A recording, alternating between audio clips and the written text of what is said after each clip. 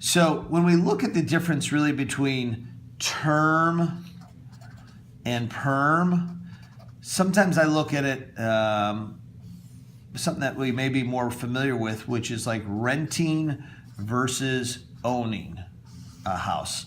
Are there benefits to each? Yes. Is one right and the other is wrong? Absolutely not. It depends on your situation. What do I mean by that? Well, what are some of the benefits of renting, Mr. and Mrs. Client? Well, the short-term costs are low. What do I mean by the short-term costs? You get in for first and last and you're in, right?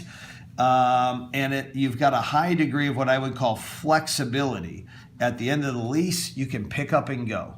What are some of the downsides of renting? Well, I would suggest that the long-term costs are high. What do you mean the long-term costs are high? Well, year after year, you have to keep re-renting or releasing. And over a period of 5, 10, 15, 20, 30 years, it's highly likely your costs are going to go up each and every year or the majority of those years. So your long-term costs are high. You have no equity, no matter how long you rent for, and there's no tax benefits, no matter how much you pay or how long you rent for. Is that true or not true? Great.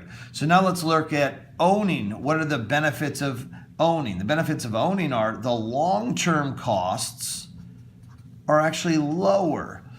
Well, what do I mean by the long-term costs are lower? Well, let's say you get a 30-year fixed loan and you just make your monthly mortgage payments every month for 30 years. Okay, let's say, for example, let's say that mortgage payment is $2,000 a month. Well, 10 years from now, even though you're still paying $2,000 a month, one, because of inflation and the value of the dollar, that $2,000 a month 10 years from now will not be worth the same amount of purchasing power as it is today. The same is true 20 years out and 30 years out. The second thing to consider is it's highly likely 10 years from now and 20 years from now that your income will go up. So proportional to your family's income and your budget, that mortgage payment will be less and less of your family's budget. Third, at the end of 30 years, you pay off your mortgage, you own that property free and clear.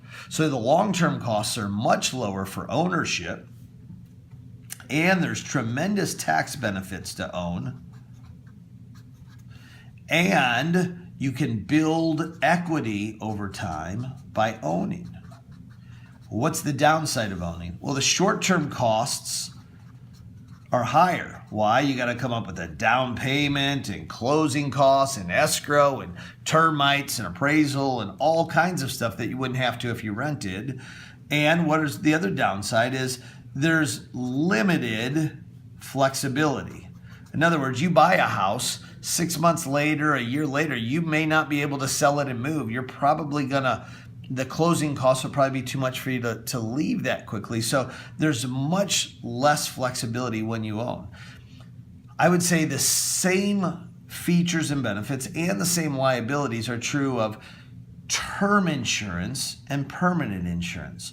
Term insurance, the short-term costs are low and it's highly flexible. You can cancel whenever you want. But the long-term costs are higher and there's no equity and there's no tax benefits. Permanent life insurance, the short-term costs are higher and there's limited flexibility because it's a permanent policy. However, the long-term costs are lower, there's significant tax benefits utilizing a permanent policy, and you can build tremendous equity in one of these policies. Does that make sense? Do you guys have any questions about that? Does that help?